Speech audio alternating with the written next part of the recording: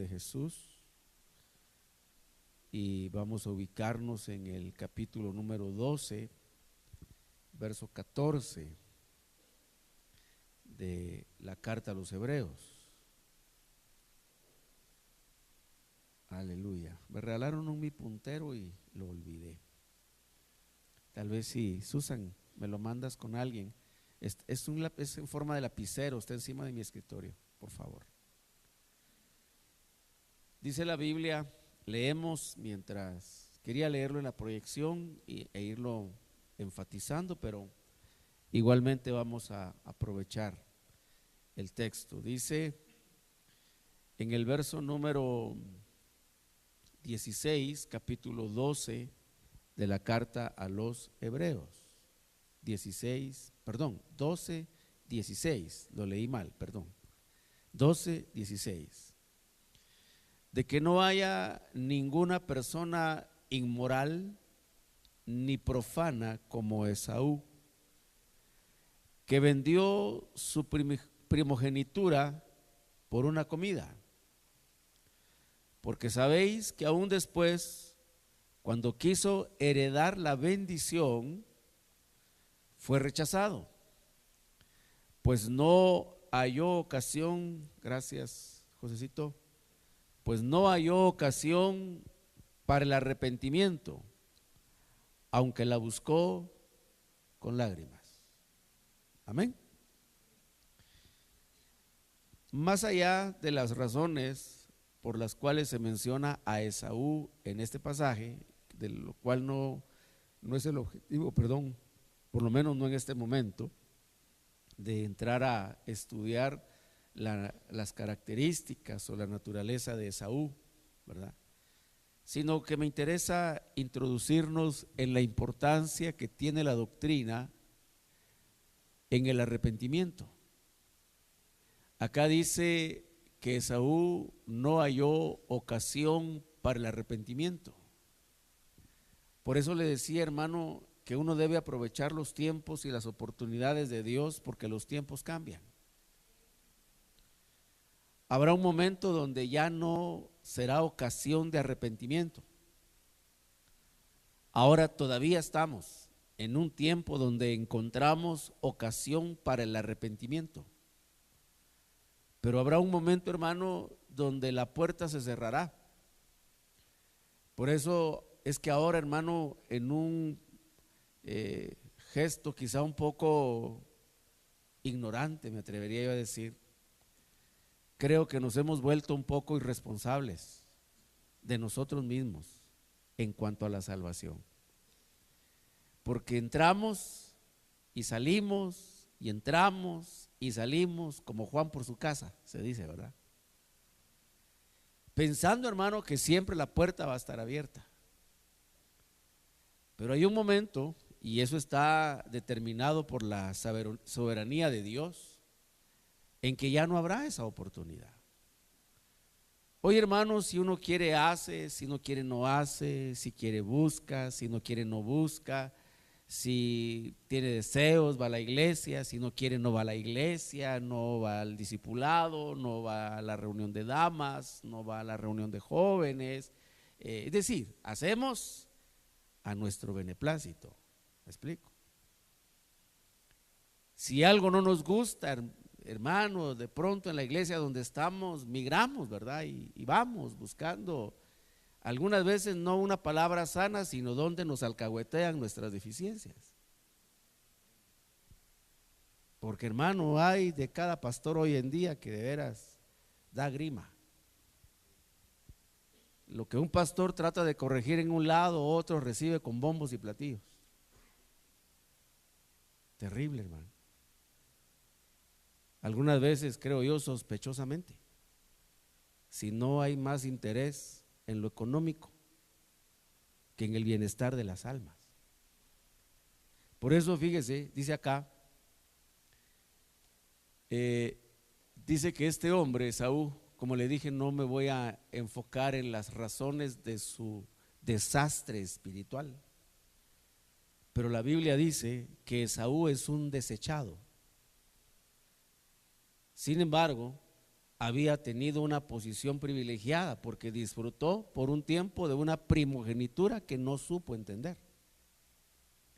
Y al no entender su primogenitura, entonces él hace un balance errático de pros y contras. Y cuando vamos al pasaje, dijo él: ¿y para qué me sirve la primogenitura? Con desconocimiento, con ignorancia, quizá con un descuido espiritual, él no supo valorar el privilegio que Dios le había dado.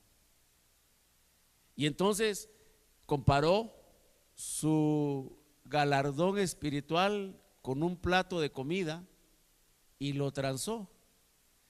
Pero luego, hacia donde yo quiero llevarle, hermano, es que dice que buscó, fíjese, quiso heredar la bendición. Hermano, hubo un momento en donde él abrió los ojos y se dio cuenta de lo malo que había hecho. Y entonces buscó la reparación del daño que estaba hecho. Y dice la Biblia que buscó la ocasión para el arrepentimiento. Y no la buscó, hermano, de una manera fría. Dice que la buscó con lágrimas. Y ya no halló la ocasión para el arrepentimiento. Hermano, una cosa que nosotros debemos entender, porque el tema en el cual me quiero adentrar, como le dije, es el efecto que la sana doctrina tiene en el correcto arrepentimiento. Porque hay un arrepentimiento correcto y hay un arrepentimiento incorrecto, que le vamos a poner un nombre, es remordimiento, y se parecen mucho. Ahora viene este hombre y dice que lloró, pero en el fondo de su corazón él no estaba arrepentido. Lo que quería Esaú no era arrepentirse él, sino que su papá se arrepintiera de haberle quitado la bendición. Aquí yo voy a colocar algo que más adelante lo vamos a ver con un poquito más de detalles, ¿verdad? Y es que, hermano, el arrepentimiento funciona en dos vías. Cuando un cristiano se arrepiente de lo malo que está haciendo, Dios se arrepiente del mal que había decidido hacerle. ¿Me explico? Cuando uno se arrepiente, porque a veces anda dando palos de ciego, y de todo esto hay que ver algunos detalles, por eso le dije, no, le anticipo las ideas para tener yo la libertad y sentirme conectado con lo que le estoy compartiendo. Pero, hermano, la Biblia dice que la paga del pecado es muerte. Esa es una verdad que nosotros no podemos cambiar. Entonces, cuando el cristiano se sale del camino de Dios, cuando el cristiano abandona el camino de Dios, la Biblia dice que eso trae consecuencias. ¿Me explico? Porque la paga del pecado es la muerte. Entonces hay un mal que está predeterminado. Le pongo un ejemplo. ¿Qué hubiera sucedido, hermano, si toda la generación de Noé se hubiera arrepentido y hubieran cambiado su actitud? ¿Qué hubiera sucedido? Sencillamente ya no hay diluvio, ¿verdad? Y hasta hoy estaría el arca como un museo. Tal vez, digo yo, no sé. Pero cuando un cristiano se arrepiente del mal que está haciendo y cambia, Dios se arrepiente del mal que había pensado hacerle. Entonces, el arrepentimiento, mire qué tremendo, porque se mueve en los dos sentidos. Esaú no vino arrepentido de lo que él había hecho, sino que él vino a provocar que su papá se arrepintiera de haberlo desheredado. No sé si logro marcar la diferencia. No estaba él, hermano, compungido, él no estaba llorando, fíjese, él no estaba llorando porque le dolía lo malo que había hecho, él estaba llorando porque le habían quitado la bendición. Él estaba llorando porque le habían quitado la herencia. Entonces, nosotros como cristianos, hermano, tenemos que tener bien claras ciertas cosas para poder entender lo que es el correcto arrepentimiento. Bueno, Vamos a ver varios aspectos a manera de introducción. Hermano, Dios siempre ha puesto un punto de referencia para evaluar la conducta humana. Porque la Biblia dice que donde no hay ley, no hay pecado. Entonces, fíjese, hubo un tiempo en donde los hombres pecaban, pero no había nada que les dijera que habían pecado, porque no había ley. Por eso el mismo apóstol Pablo, cuando habla de su testimonio, aunque esto puede aplicarse en más de un sentido, dice: yo en un tiempo viví sin ley, dice, pero cuando vino la ley, entonces yo me di cuenta que había muchas cosas que yo hacía y que Dios reprobaba. Pero mientras yo no sabía que eso estaba mal, entonces mi conducta era de esas características. Entonces, hermano, Dios siempre ha puesto un punto de referencia para la aprobación o reprobación de la conducta humana en general, del pueblo de Dios en particular. Dice la Biblia que cuando Dios creó a Adán y lo puso en el huerto, porque Eva vino después, cuando ya Adán había trabajado, él ya había cuidado, ya el huerto era, creo yo, quizá más grande de lo que Adán había recibido, porque no tenemos parámetros de tiempo en la Biblia, como era una etapa en donde el tiempo era sin tiempo. ¿Me explico? No era así como ahora, hermano. Yo no sé qué percepción tiene usted, pero los días van a una velocidad asombrosa, hermano. Mire, ya dentro de poco viene el 15 de septiembre. Y después del 15 de septiembre agarra más velocidad todavía, ¿verdad? Hermano, estaba viendo que en algunos comercios ya hay adornos navideños a la venta. Imagínese usted. Y uno ya se gastó el bono 14 y no puede hacer lista de regalos navideños. Usted ya no, ¿verdad? ¿O todavía? Ya no, ¿verdad? Esa es una fiesta pagana, hermano. Es un espíritu de tristeza, es un espíritu terrible, es un espíritu de vicios y pecados del mundo, es un espíritu mundano. Esa no es una celebración de Dios. Para empezar, Jesús ni siquiera nació en esa fecha. Es un sincretismo entre cultura romana y cristianismo que dio lugar a una celebración pagana hasta lo más, hermano. Y por eso no es conveniente que uno como cristiano se involucre en ese tipo de celebraciones, ¿verdad? Pero si usted tiene un deseo, hermano, incontrolable de dar regalos, tráigamelos.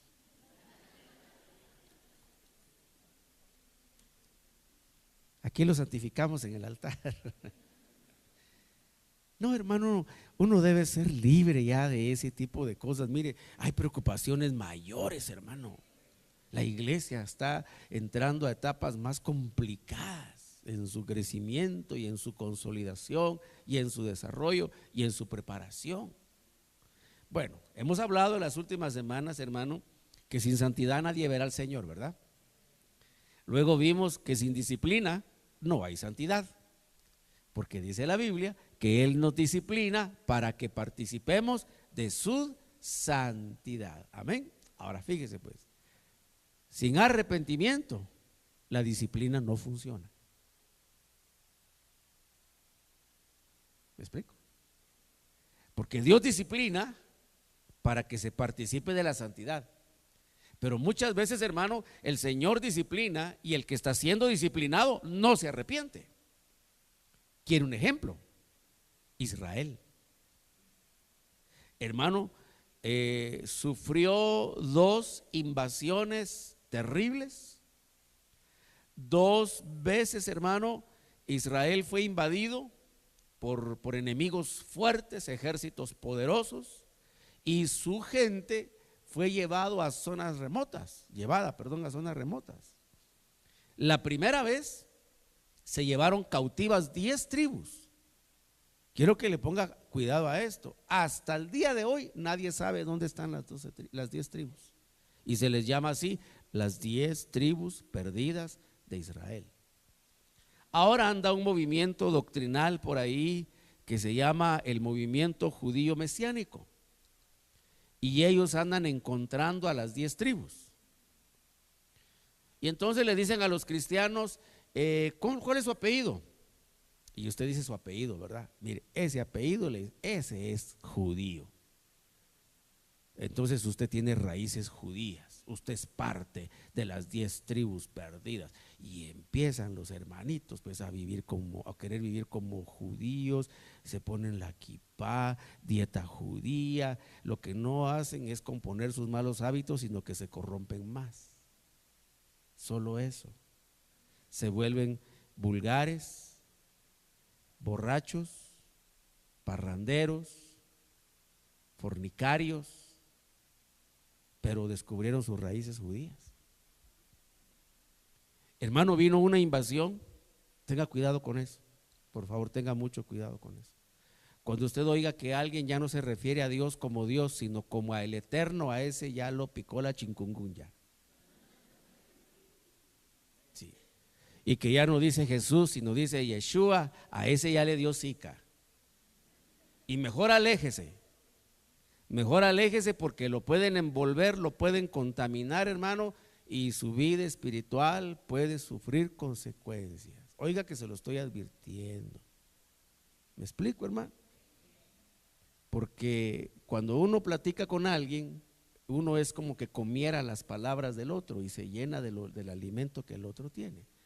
Entonces cuando le lleguen con la noticia de sus raíces judías, o que Yeshua y no Jesús, que el Eterno y no Dios, digo, el pastor dijo que este es chikungunya, entonces mejor más vale decir aquí corrió y no aquí murió, ¿verdad? Pero no me vaya a venir, hermano, con esas ideas raras, porque no lo voy a recibir de buena manera, se lo anticipo. ¿Me explico? No lo voy a felicitar ni lo voy a abrazar, sino lo voy a mandar al cuartito que le den una buena liberada, hermano.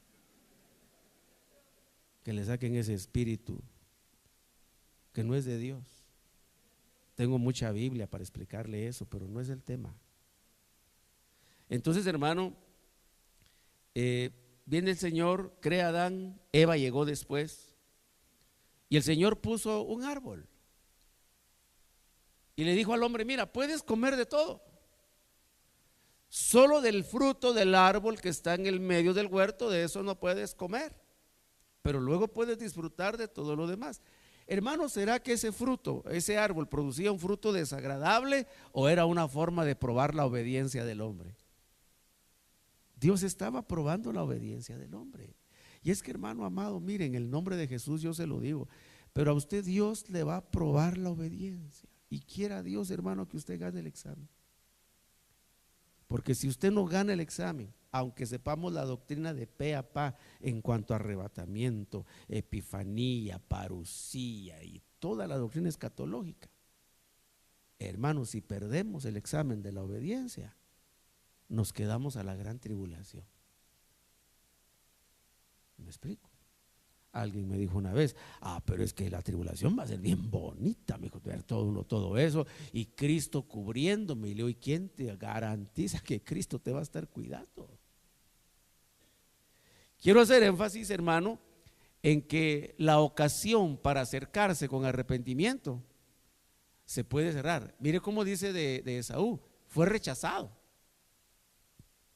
O sea, Dios no lo recibió, hermano, con los brazos abiertos, sino que lo rechazó.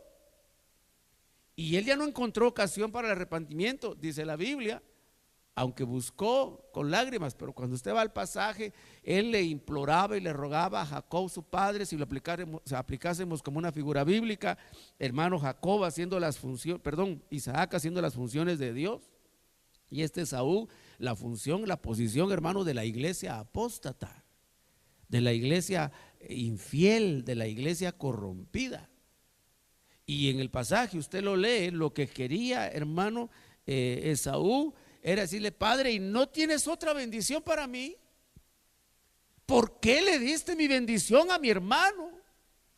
Hermano, él no llegó a decirle: mira, padre, yo me equivoqué, fue un rato de locura, yo estaba ciego, yo no entendía saber qué me estaba pasando, tal vez por las olimpiadas, pensando en los resultados, yo no sé qué me pasó, que no clasificamos ahí, yo estaba triste, no sé, hermano.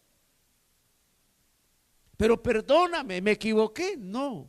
¿Sabe qué le decía? ¿Por qué le diste la bendición a mi hermano? Si era mía.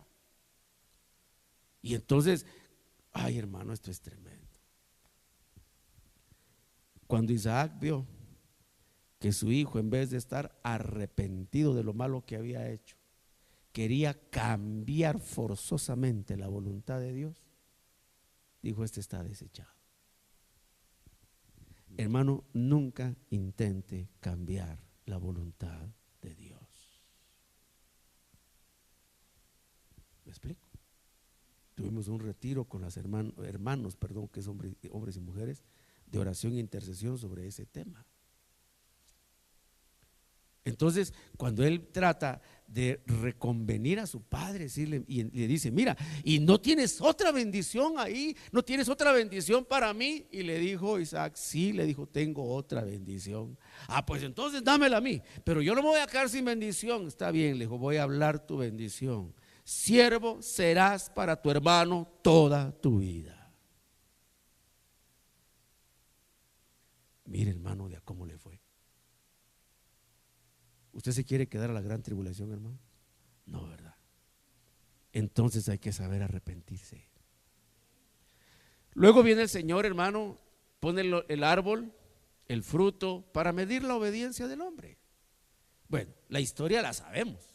El hombre falló. Y se produce, hermano, todo ese deterioro espiritual del cual nosotros hasta el día de hoy seguimos pagando las consecuencias. Porque déjeme decirle, querido hermano, que el pecado, aunque lo vemos grotesco, lo vemos cada día más degenerado, más depravado, mire, hermano querido, pasan cosas de las que uno, gracias a Dios, ni se entera, que se viven en el bajo mundo. Situaciones, hermano, anomalías en la conducta humana, en la moral humana, al grado, le digo, que muchos hombres ya ni siquiera tienen moral.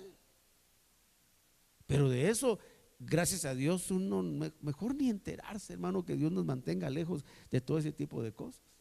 Aunque yo no me aparto, hermano, que muchas veces dentro de la iglesia habemos personas que hicimos cosas depravadas y vergonzosas. Pero la sangre de Cristo tiene poder para limpiar todas esas cosas. La sangre de Cristo tiene poder, hermano, para limpiar toda esa inmundicia de la que alguna vez nosotros manchamos nuestras vestiduras. ¿Me explico? Ese es el gran poder de la sangre del Señor.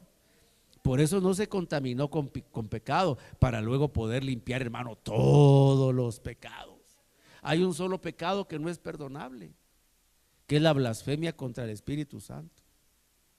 Y le voy a decir algo que yo pienso, hago la aclaración y esto queda constatado, queda grabado en video y queda grabado en audio, que así como usted lo oye, lo estoy diciendo para que luego no se dé ninguna mala interpretación.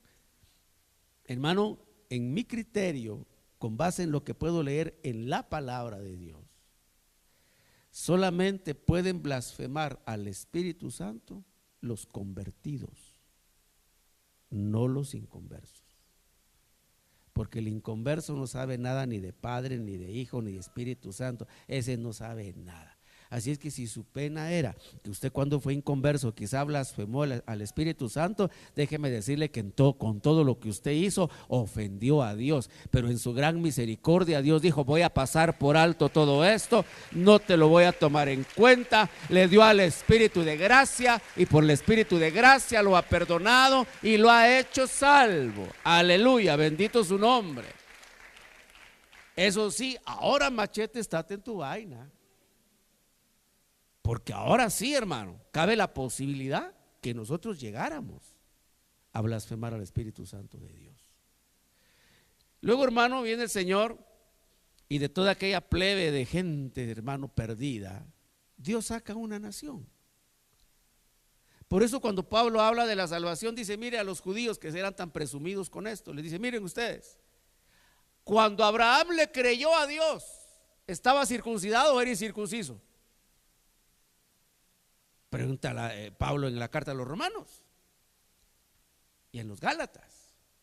Y la respuesta es obvia: cuando él todavía no era hebreo, no estaba circuncidado.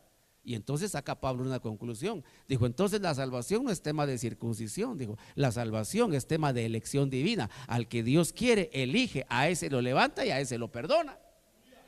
Amén. Pero el Señor forma a partir de Abraham toda una nación, que es lo que nosotros conocemos como el pueblo de Israel, del cual le mencioné. Hermanos, sufrieron una invasión, se llevaron a las 10 tribus perdidas, nadie sabe dónde están. Algunos dicen que son los afganos, algunos otros un poquito más atrevidos, dicen que son los iraníes y que por eso se da ahí un poquito de conflicto racial. Algunos otros dicen que no, que fueron mucho más lejos, hermano. La verdad es que quién sabe, hermano. Solo Dios sabe en dónde están dispersas. Mire, si cuando el Señor venga, oiga, hasta que el Señor venga, resulta que de aquí algunos de ustedes eran de las 10 tribus, pues gloria a Dios, hermano, ¿verdad? O sea, tampoco así, no, estos son gentiles, Señor, estos no me los tocas, ¿no? Si resulta que entre ustedes hay gaditas, manasesitas, rubenitas, hay, ¿qué le digo yo, hermano? De alguna otra tribu, pues gloria a Dios, hermano. Pero que lo despierte y lo identifique Cristo, porque Él sí sabe. Los seres humanos no sabemos. Cuando se sembró la cizaña junto con el trigo, dijeron los siervos, Señor, arrancamos la cizaña. No, dijo, ustedes no saben ni cómo se llaman. No, dijo, dejen que crezca. Y cuando haya crecido y haya dado fruto, vendrán los ángeles a separar el trigo de la cizaña. Hermano, dentro de la iglesia de Cristo hay mucha cizaña que parece trigo, pero no lo es. En otras iglesias, aquí no, hermano, aquí todos bien chileros. Aquí todos, hermano. Luego viene Dios, hermano, y toma a este pueblo y le da un pacto, que la Biblia le llama el primer pacto. Y ese pacto, hermano, ¿cuál era la prueba de fe? La prueba de obediencia para Israel, el Israel salvo. Las 2 tablas de piedra. ¿Se recuerda de eso, verdad? Sube Moisés a la montaña, el Señor escribe las piedras, las ponen en el arca de la alianza o arca del pacto, y ahí andaba Israel con el arca del pacto. Por eso se le llama así, arca del pacto, ¿verdad? Del pacto de Dios o de la alianza, traducen algunas versiones, la alianza de Dios con Israel. Pero ¿cuál era el objetivo de esto? Probar la obediencia de Israel. ¿Fueron obedientes? No. Ahí están las evidencias. Primero una invasión, se llevan a 10 tribus, nadie sabe dónde están hasta el día de hoy. Luego vino una segunda invasión, una segunda diáspora. Vino Nabucodonosor con sus ejércitos, invadió lo que quedaba de Israel y se llevó, dice la Biblia, de lo más selecto de los judíos y algunos benjamitas, porque hasta aquel día 2 tribus estaban nada más en Israel: judíos, o sea, los descendientes de Judá, y los descendientes de Benjamín. ¿Se recuerda de qué tribu era Pablo? Benjamín. Porque la tribu de Benjamín no fue llevada cautiva, sino que quedó ahí juntamente con la tribu de Judá. Luego todo se revolvió, hermano, y ya no eran ni benjamitas ni judaítas, sino judíos todos, y así se conoce hasta el día de hoy, o bueno, hasta un tiempo muy reciente. Ahora ya cambiaron ese nombre, ahora son ni siquiera israelitas, ahora se les llama israelíes, porque ya se le ve como una nación. Bueno, asuntos de tema político. Entonces el Señor hace un pacto con Israel y le da los 10 mandamientos. ¿Tuvieron éxito? No, también fracasaron. Y hermano, el Señor se pasó por siglos, oiga, no un día, ni 2 días, ni 3 días, se pasó por siglos. Levantó el Señor profetas. De todo esto usted va a encontrar textos de la palabra. No me detengo en muchas citas porque me interesa más crearle el panorama. Pero hermano, ¿cuál era la razón de que el Señor levantara profetas? No era para que estos profetas se convirtieran en personalidades como les gusta hacer a los profetas de este tiempo. Hermano, cuando se dice de alguien que más o menos tiene alguna su tintura profética, ese ya se siente que está por encima de los demás. Y yo no sé por qué, hermano, a la gente le agarra un miedo y entonces ya miran de lejos y no miran a los ojos. Si los profetas no son adivinos. El profeta que cree que es profeta y es para andar adivinándole a la gente, ese mejor que pongan puestecito allá en el Parque Concordia. Ahí donde venden callos de hipopótamo para sanar enfermedades, polvo de serpiente de esto para sanar otras cosas. Hermano, ¿cuál es el trabajo primordial de un profeta de Dios? Oiga lo que le voy a decir, hermano. Un profeta de Dios tiene que tener abundancia de palabra de Dios. Porque con esa abundancia de palabra, él puede examinar si el pueblo de Dios va en el sentido correcto o no. Si no van al sentido correcto, hermano, el profeta de Dios, su trabajo es llamar al pueblo de Dios al arrepentimiento. ¿Me explico? El trabajo levantaba a Dios un profeta, ¿para qué? Dile a Israel que se desvió, se salió del camino.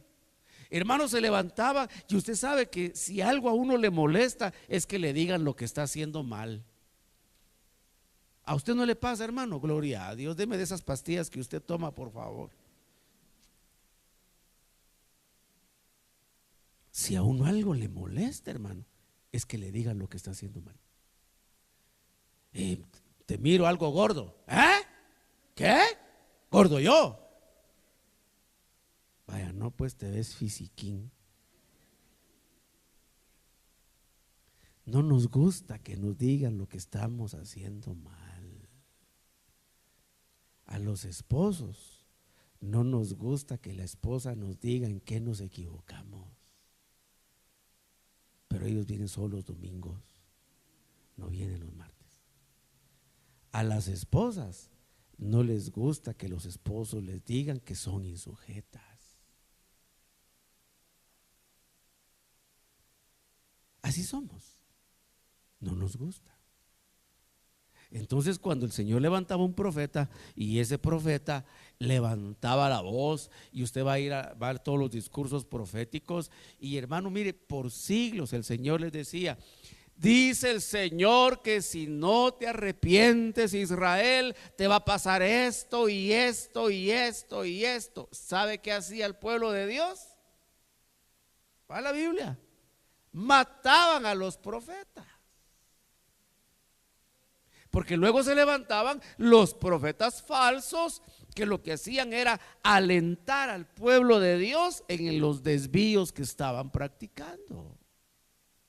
Por eso hoy en día, hermano, mire, yo le aconsejo, cuando usted oiga que alguien por aquí que más o menos que quizás es profeta o que profeta, examine primero esto. Número uno, si le abunda la palabra de Dios.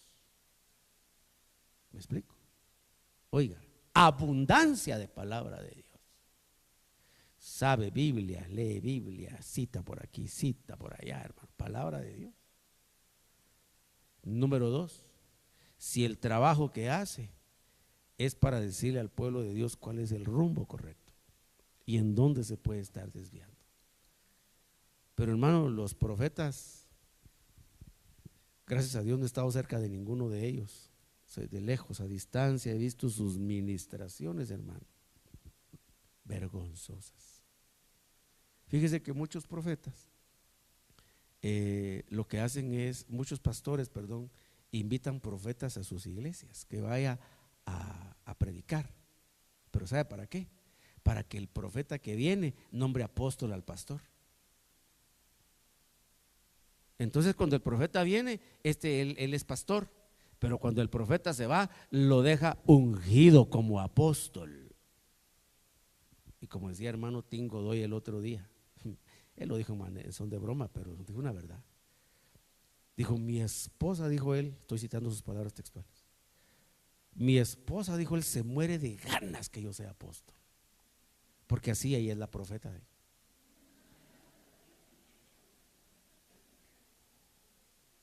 Y es que así es la cosa, hermano. Lo nombran apóstol, automáticamente la mujer es profeta. ¿Será eso de Dios? Y el pueblo, hermano, atorado, el pueblo atascado en ciertas prácticas y ciertas cosas que no son de Dios. Entonces, cuando Israel fallaba, hermano, usted lea la Biblia, por siglos los profetas, se levantaba uno, lo apedreaban, se levantaba otro, lo exilaban, se levantaba otro, se lo echaban a los leones. Si mire, hermano, solo porque estos hombres vivían en armonía y en comunión con Dios y el mensaje no era de ellos, solo por eso prevalecieron. Pero dice Hebreos, muchos murieron exilados, expatriados, dice. Otros murieron aserrados, otros murieron devorados por fieras. ¿Por qué? Porque al pueblo de Dios no le gustaba que le dijeran lo malo que estaba haciendo. Bueno, Israel falló en la aprobación de Dios. ¿Por qué? Porque, hermano, innumerable, por no decir miles, quizá millones de veces el Señor los llamaba a que se arrepintieran y nunca se arrepintieron. ¿Me explico? ¿Por qué? Porque, hermano, cuando el pueblo de Dios en su conducta reprueba el examen de Dios, la única manera que ese pueblo tiene para recuperar su condición de pueblo de Dios es arrepintiéndose. Hermano, el arrepentimiento es un arma espiritual poderosísima. Yo le he dicho esto, lo considero, hermano, vital dentro de la doctrina que uno enseña. La médula espinal del evangelio es restaurar, no destruir. Hermano, a usted el evangelio lo alcanzó no porque fuera bueno o estuviera en buenas condiciones, estaba tan destartalado que Dios se compadeció de usted y dijo: a este lo voy a componer. Y gracias a Dios, hermano, uno entendió el mensaje y dijo: bueno, yo, Señor, quiero esa reparación que tú me vas a hacer. Y recibimos a Cristo y ahora estamos en este taller de reparaciones, taller de regeneración. ¿Me explico? Ahora bien, hermano, y como Israel no entendió el llamado, entonces el Señor le puso pausa a Israel. Esto tenemos que entenderlo de manera correcta. No los desechó, solo les puso pausa. Y ahí han estado por 2000 años.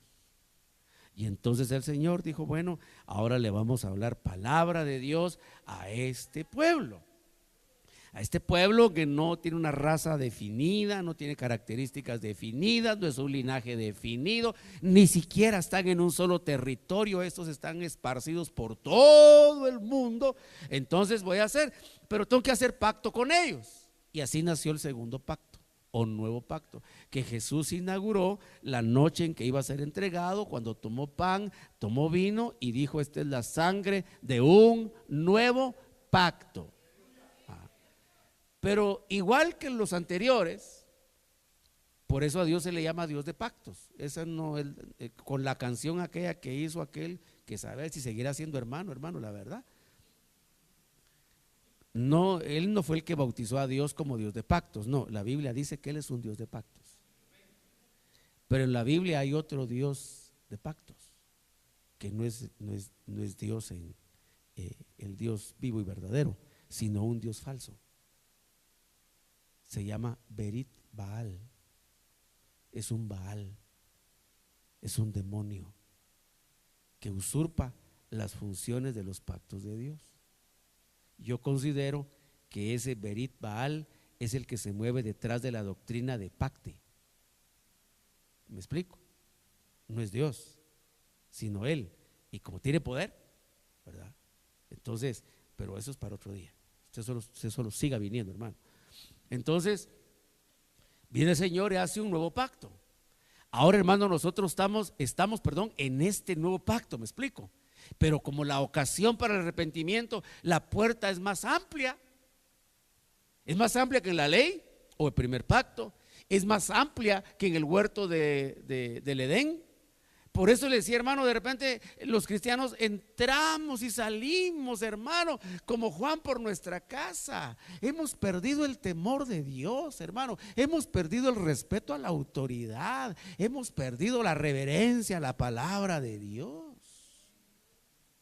¿Me explico? Por eso, hermano, yo aquí soy insistente con ciertas cosas. Pero, hermano, perdone, yo aquí sí le voy a pedir que tengamos reverencia ante la palabra de Dios.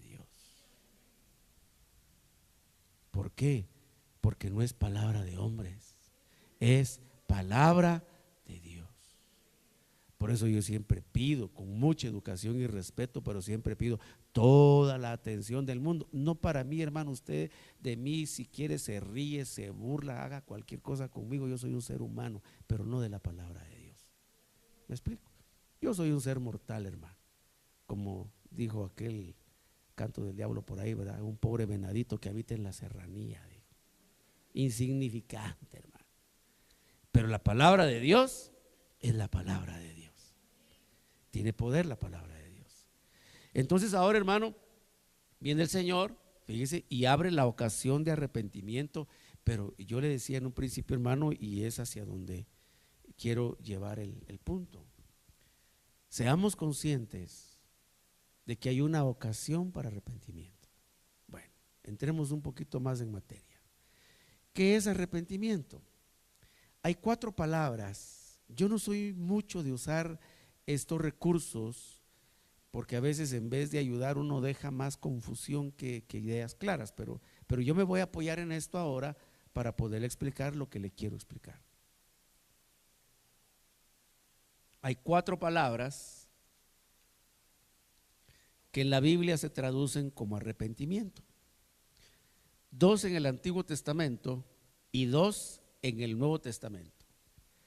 Cuando nosotros unimos los significados de estas palabras, podemos construir el significado de la palabra arrepentimiento de una mejor manera, para tener con claridad la idea de en qué está pensando Dios cuando Dios habla de arrepentimiento. Por ejemplo, hermano, ninguno de nosotros pudo haberse convertido a Cristo a menos que se hubiera arrepentido de todo lo malo que había hecho. Amén. Es imposible. Si alguno dice, no, pues fíjese que yo por mi gran análisis intelectual, porque tengo una inteligencia superdotada, y entonces analizando y amarrando eventos yo llegué a la conclusión que esta es la religión verdadera y por eso estoy aquí, sigue tan perdido como estaba en el principio. Porque para poder ser salvo hay que mostrar arrepentimiento. ¿Me explico? Pero dicho así suena muy fácil y muy rápido. Bueno, hay 2 palabras, como le dije, 4 palabras, perdón, 2 en hebreo y 2 en griego, o sea, el Nuevo Testamento, que son las que se utilizan para, o que se traducen cada vez que usted lee en el Antiguo Testamento la palabra arrepentimiento y cada vez que usted lee en el Nuevo Testamento la palabra arrepentimiento. La primera de ellas, no sé si quiere que se las mencione, yo no hablo muy bien el hebreo ni el griego, pero podemos hacer el intento, ¿verdad? La primera palabra es nakham, así la va a encontrar usted en la Biblia, nakham. ¿Y qué significa? Bueno, tiene, hermano, por lo menos 3 ideas asociadas. La primera de ellas es un suspiro profundo. La segunda idea asociada a este término es un lamento. Y la tercera idea asociada a este término es cambiar de idea. Muy pocas ocasiones, pero escasas ocasiones, este término en la Biblia se le aplica al hombre, sino que se aplica a Dios. Recuerde, suspiro profundo, lamento, cambiar de idea. Eso significa el término nakham. Le pongo el ejemplo. Dios vio a la generación de Noé. ¿Y qué dijo Dios de la generación de Noé? Lea el capítulo número 6 del libro del Génesis. Y vio Dios que todos los hombres sobre la tierra se habían corrompido. Hermano, el Señor examinó a la humanidad y encontró que los hombres se habían corrompido, se habían hecho malvados y se habían infestado de matrimonios irregulares, siendo una forma de esos matrimonios irregulares el homosexualismo. Pero no solo eso, habían venido, hermano, visitas de seres caídos, ángeles caídos, visitaron la tierra. Y dice que se acercaron a las hijas de los hombres y viendo que eran hermosas dice la mayoría de versiones, pero yo le quiero aclarar ese punto. Cuando dice ahí que los ángeles vieron a las hijas de los hombres, no me vaya a malinterpretar la idea que voy a transmitir ahora, por favor, se lo suplico en el nombre del Señor. Dice, los ángeles vieron que eran buenas, pero ¿a qué se está refiriendo? Que su genética era una genética espiritual buena. Es la misma palabra que se utiliza cuando dice la Biblia que Dios examinó la luz y encontró que la luz era buena, porque hay luz mala y luz buena. Entonces había genética buena y genética mala en los días de Noé. Es la misma palabra que se utiliza cuando nació Moisés. Dice, y la madre vio que el niño era hermoso, traducen la mayoría de versiones, así no dice exactamente. Dice, y la madre vio que el niño era bueno, o sea, genéticamente limpio. ¿Me explico? Entonces cuando vienen los ángeles caídos y ven a las hijas de los hombres, no escogieron a las que ya estaban alteradas genéticamente, sino vieron a las que estaban espiritualmente en buenas condiciones. Por eso yo siempre aconsejo a las jovencitas cristianas, tengan cuidado, porque el diablo va a mandar buenos mensajeros, no a las del mundo, sino a las hijas de Dios. Y como vienen bien empaquetados los bandidos, hombre, entonces deslumbran. Entonces, en los días de Noé, hermano, la humanidad era violenta, corrompida, matrimonios irregulares, de espíritus copulando con mujeres y dando a luz monstruos, gigantes, dicen nuestras Biblias, gigantes de la actividad, pero eran literalmente monstruos, hermano. Seres que salían con formaciones raras, extrañas, eso sí, con una fuerza descomunal. Y se hicieron gigantes. Dice, lee usted la Biblia, dice, y había gigantes en la tierra antes del diluvio y después. Entonces vino Dios, ahora voy a utilizar las tres ideas que le mencioné. Vino Dios, suspiró profundamente y se lamentó y dijo, me pesa haber hecho al hombre. Dios se arrepintió de haber hecho al hombre.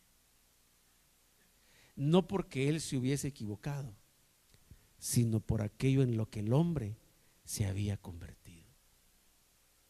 Hermano querido, sabe que Dios se va a lamentar de haber limpiado con su sangre a algunos que no valoraron el sacrificio de Cristo. Y va a decir Dios, me pesa haber gastado la sangre de mi hijo en estos malagradecidos. ¿Sí me explico, hermano? Por eso mire el cuidado que uno debe tener de su salvación. Este término no se le aplica al hombre, se aplica a Dios. Por eso en otra parte, y usted va a buscar los textos, por eso le dije, no le tengo las citas puntuales porque me hubiera extendido demasiado. Y entonces viene el Señor y manda el mensaje. Le voy a poner un ejemplo. Jonás, sabemos la historia, el Señor lo llama, él se huye, va para Nínive, debe ir a Nínive, él toma para una nave que va para Tarsis. Hay una tormenta, todos están alborotados, solo él está tranquilo y dijo, miren, esto tiene una solución, échenme al mar y van a ver que el mar se calma. Aquellos hermanos ya en peligro de muerte dijeron, bueno, pues si él quiere, ¿verdad? Él dijo, nada más grábenle un video para que quede testimonio que él fue el que lo pidió. Lo agarraron, hermano, en el sopilotío tradicional que nosotros sabemos y lo echaron al agua.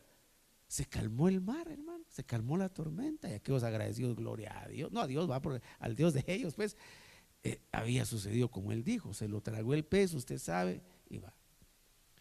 Y entonces viene el Señor, escupe el pez a Jonás cerca de Nínive, empieza a predicar el evangelio, el mensaje evangelístico más monótono que yo jamás he escuchado, hermano. Una sola frase, una sola oración, repitió durante 3 días. ¿Y cuál fue el resultado? Nínive se arrepintió.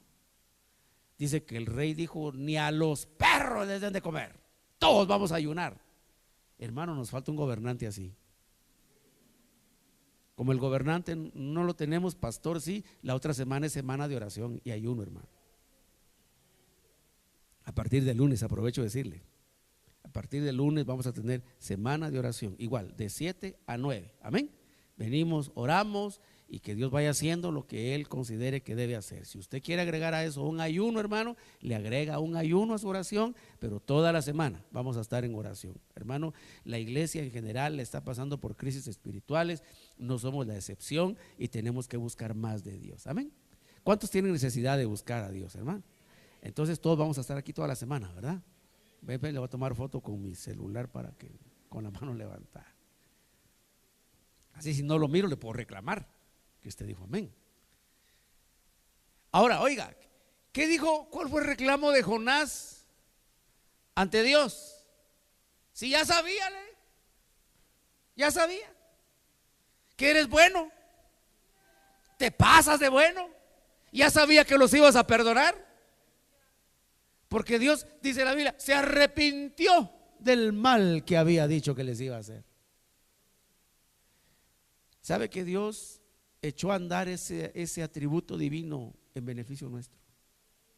Porque Él había dicho: estos no son mi pueblo, estos están muertos en delitos y pecados y van a la condenación eterna. De ahí dijo Dios: pero les voy a dar una oportunidad. Estos nunca han oído el evangelio, estos no conocen la verdad, estos nadie les ha anunciado las buenas nuevas de salvación. Y entonces mandó a Jesús, no un ángel, mandó a su Hijo en persona que nos anunciara las buenas nuevas de salvación para que todo aquel que cree en su nombre sea salvo. Aleluya, hermano. Les ofrenda fuerte al Señor.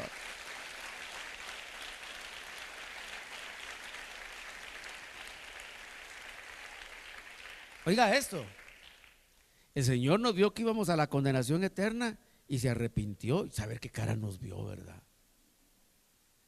Hermano, qué ruido hará un cristiano cuando cae en el lago de fuego y azufre? Yo pienso que ha de chisporrotear, hermano, así como cuando usted calienta el aceitito sobre su sartén y deja caer ahí su huevito para hacerlo frito, ¿verdad? Chisporrotea, hermano, aceite por todas partes. Yo digo que algo así, y si uno tiene unas libritas de más chisporroteo, ¿verdad? Cuando cae al lago de fuego y azufre. Y dijo Dios: no, les voy a dar otra oportunidad. Yo había dicho que estos no tienen solución, que no son mi pueblo, les voy a dar una oportunidad. Y los puso frente a Jesús y a este crucificado. Por eso la palabra de la cruz es necedad para el que se pierde, mas para el que se salva es el poder de Dios. Aleluya. Se arrepintió Dios de que nos iba a condenar. ¿Se da cuenta por qué tenemos que ser agradecidos? Porque de los malagradecidos, de los que no valoran la salvación, va a decir Dios: no, estos me arrepiento de haberlos salvado. Me arrepiento de haber invertido la sangre de mi hijo, me arrepiento de haber invertido tiempo en ellos.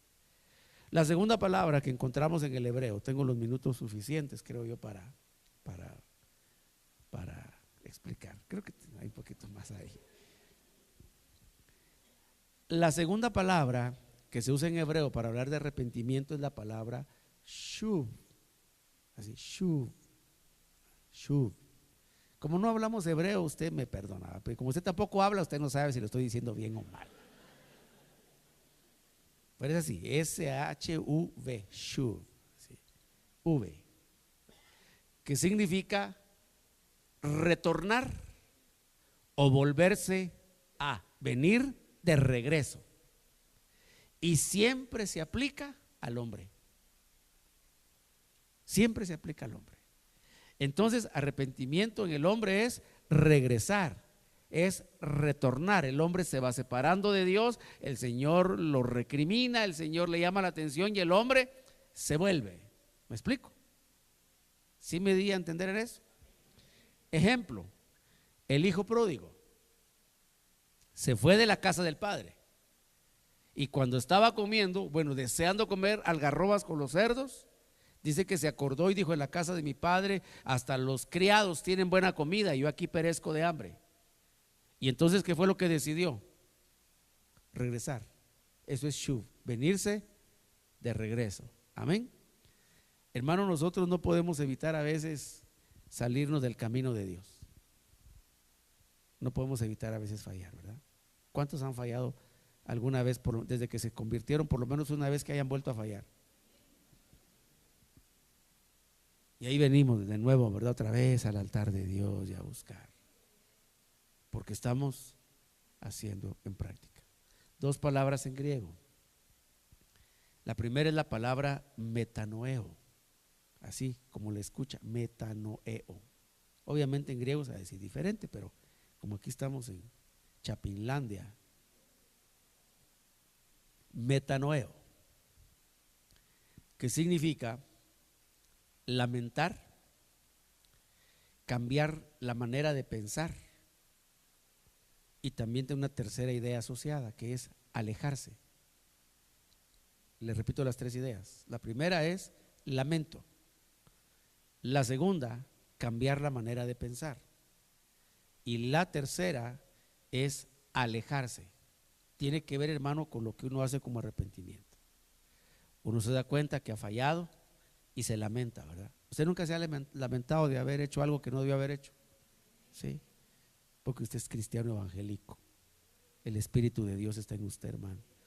Y el Espíritu Santo no lo deje en paz hasta que usted no reconoce que se está saliendo del huacal. Entonces se lamenta, ¿verdad? De lamento, ¿para qué hice? ¿Por qué lo hice? Y bueno, es lícito, es válido. Lo segundo es, hay que cambiar la manera de pensar. Todo esto yo se lo voy a explicar un poquito más despacio la próxima. Y lo tercero es alejarnos de lo que estamos haciendo mal. ¿Me explico? Ambientes, personas, situaciones. Alejarse. La segunda palabra en griego es epistrefo. Si alguno está buscando un nombre para su niño que van a hacer, ahí está. Quiere que suene bíblico, epistrefo. Los jóvenes que tienen planes de matrimonio. Como hay nombres tan raros a veces, ¿verdad? Epistrefo, que significa darse la vuelta y regresar. Entonces, hermano, con estas cuatro palabras nosotros podemos construir el significado de lo que es arrepentimiento. Yo regreso al punto donde entré para dejar preparado lo que vamos a ver en las siguientes semanas. Dice la Biblia que Esaú, estoy ahora en el verso, nuevamente en el verso 17, Hebreos 12, porque sabéis que aún después, cuando quiso heredar la bendición, fue rechazado, pues no halló ocasión para el arrepentimiento, aunque la buscó con lágrimas. Hermano, la ocasión de arrepentimiento es una puerta abierta, como la puerta del arca. Dice la Biblia que Noé predicó por muchos años. La Biblia no es puntual en decirnos cuántos años. Haciendo alguna relación de textos, los teólogos tienen algunos una postura, otros otra, pero dice 120 años, sobre la base que Dios dijo 120 serán sus días o sus años, ahí mismo en el capítulo 6, pero no sabemos, no hacemos mal tampoco si deducimos que ese tiempo fue el tiempo que Noé predicó, 120 años, mientras él construía el arca, ¿verdad? Luego dice la Biblia, cuando el arca estaba preparada, el arca pasó 7 días abierta, con un fenómeno raro, y es que los animales por parejas iban entrando en el arca. ¿Me explico? Más entendidos los animales que la gente, hermano.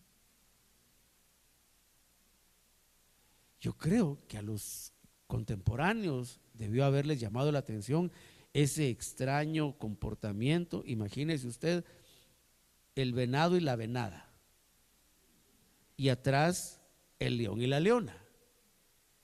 Y en vez de hacer los sanguchitos para el camino, entrando al arca, hermano, todos mansitos.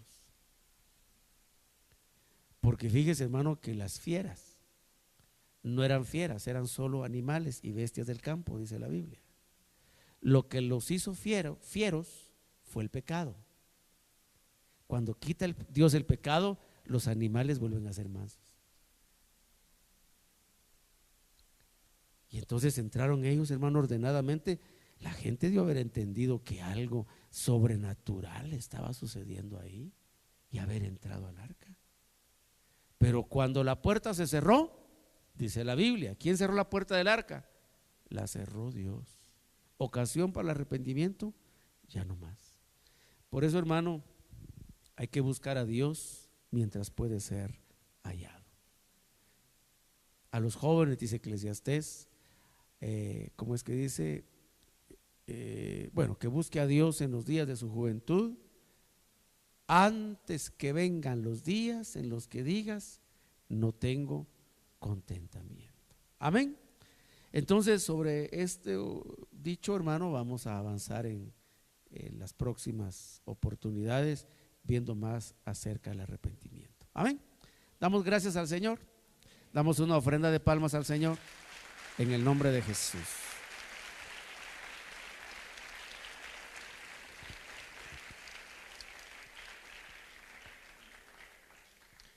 Le digo esto como un anticipo para que usted se lleve una idea un poquito más estructurada. Hermano, sin arrepentimiento es imposible restaurar a una persona. Hermano, en temas de administración, en temas de consejería, yo me he encontrado con cristianos, no pongo en tela de duda su salvación, pero me he encontrado con cristianos que no sienten, hermano, el menor arrepentimiento por lo que están haciendo. Sí, sí, sí. Pero mire, sí, así es. Y hermano, a mí por dentro se me congela la sangre. Y debo preguntar, ¿y qué espera de Dios? Pues restauración. Hermano, así como también como pastor me ha tocado recibir gente, hermano, que viene hecha pedazos, hermano.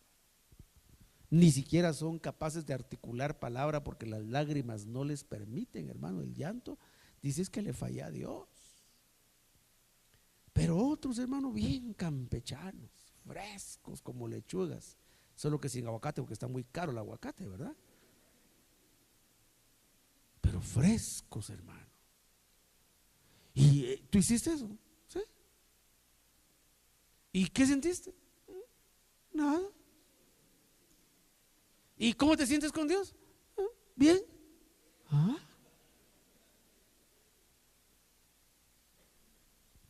Hermano, no puede haber restauración si no hay arrepentimiento. Y algunas veces, hermano, la gente se molesta cuando mire, perdone, pero así no se le puede restaurar. Con esa frescura que tiene, no se le puede restaurar. En esta iglesia no hay amor. No es eso. Ahí va a ver, porque le digo, hermanos, que tengo Biblia para decírselo, no es una postura legalista, no. Ahí va a ver lo que dice la Biblia. Por eso, hermano, es importante que uno cuando viene a la presencia de Dios se examine y que haga lo que hacía el apóstol Pablo. Decía él, aunque de nada tengo mala conciencia, mas no por eso soy justificado. Igual a pedirle perdón a Dios. Que vamos a hablar del pecado consciente y del pecado inconsciente, del pecado voluntario y del pecado involuntario, con Biblia. Lo vamos a platicar, pero la próxima semana. Amén. Damos gracias al Señor, nos ponemos de pie.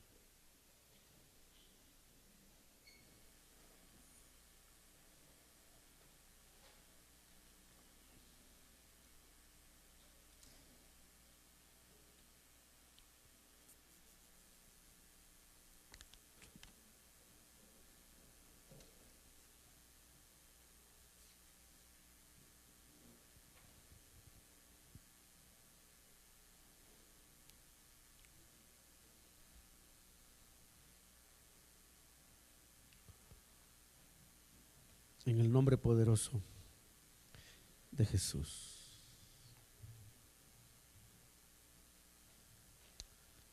Cierre sus ojos.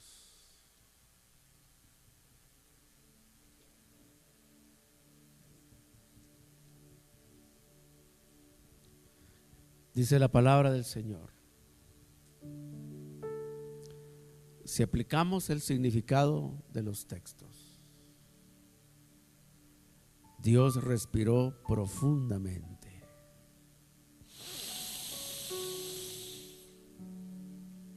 y se lamentó y dijo: me pesa haber hecho al hombre,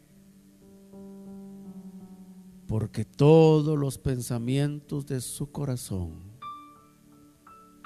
son solamente hacer el mal y no el bien. He aquí, enviaré un diluvio de agua sobre la tierra y raeré toda forma de vida. Toda alma humana perecerá, y toda bestia del campo, y todo reptil que repta, y todo ganado que se alimenta de hierba, todo desaparecerá, excepto Noé, que fue hallado justo delante de Dios. La Biblia dice que el Señor está dando tiempo para que nos arrepintamos antes que venga el día grande y terrible del Señor. No importa, hermano, que muchas veces no nos sintamos tan heridos por nuestras conductas.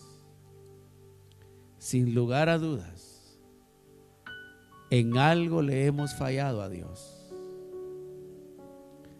Levanta tus manos en el nombre de Jesús y dale gracias al Señor por su misericordia.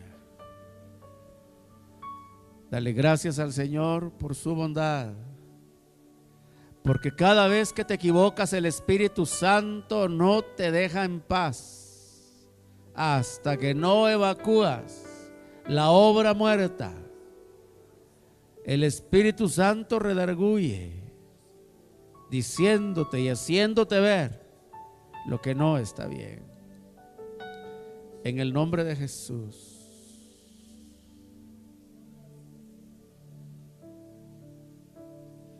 Te anhelo,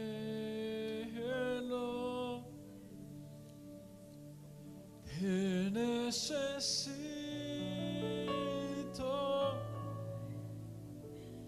te amo y más que a mi ser. Y solo con tus manos levantadas. Sí, Señor, en el nombre de Jesús. Te anhelo,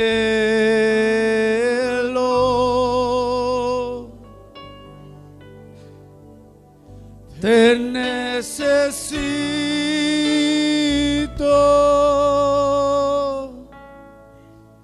te amo más que a mi ser.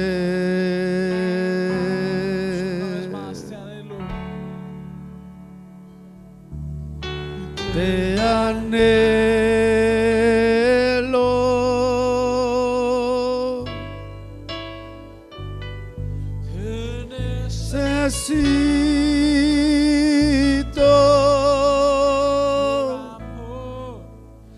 te amo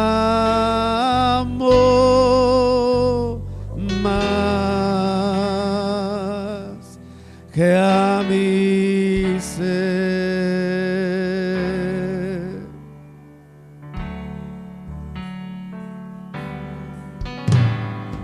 Yo te busco, yo te busco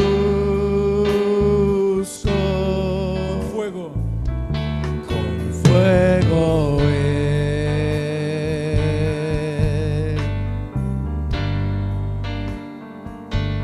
mi corazón.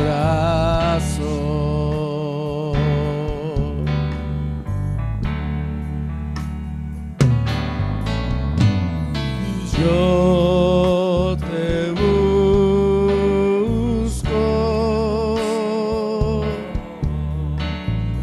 yo te busco, recibe mi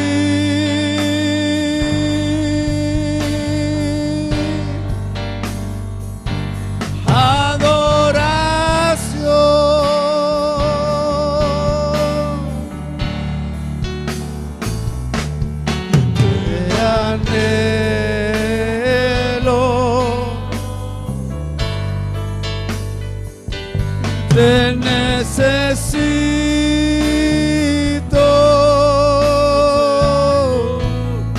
te amo más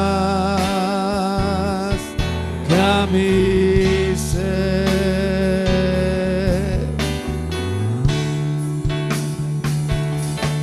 Te anhelo,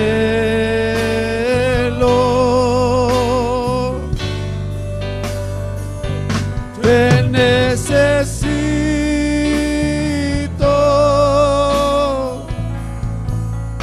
te amo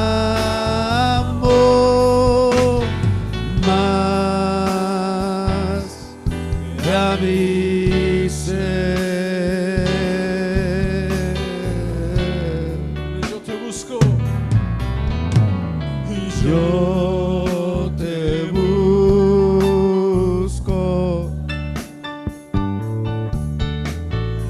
yo te busco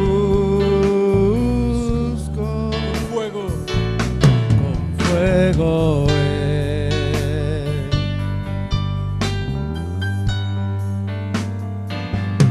mi corazón.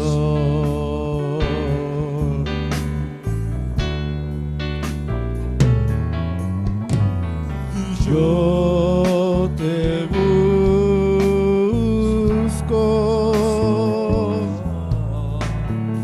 yo te busco, recibe mi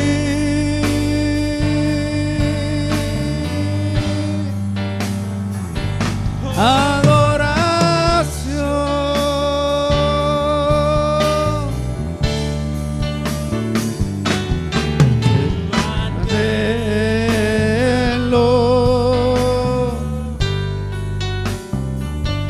Te necesito,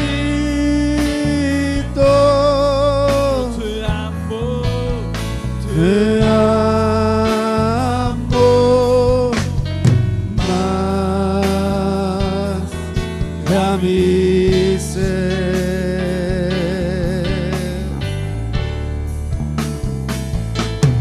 Te anhelo,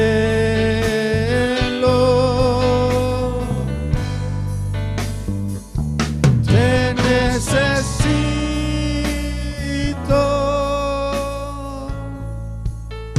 te amo más que a mi ser. Levanta tus manos. Dile: Señor, yo te anhelo y te necesito. He aprendido, Señor, que separado de ti nada puedo hacer. Separados de ti, Señor, nada podemos hacer. Te necesitamos. Bendito Señor de gloria. En el poderoso nombre de Jesús. Gracias, Señor. Padre, bendice a cada uno de tus hijos. Cada uno por nombre sea bendecido, Señor, en el nombre de Jesús. Gracias, Señor, por la vida que nos das, la cual tú sustentas con el poder de tu Espíritu. En el nombre de Jesús. Gracias, Señor. Demos una ofrenda de palmas.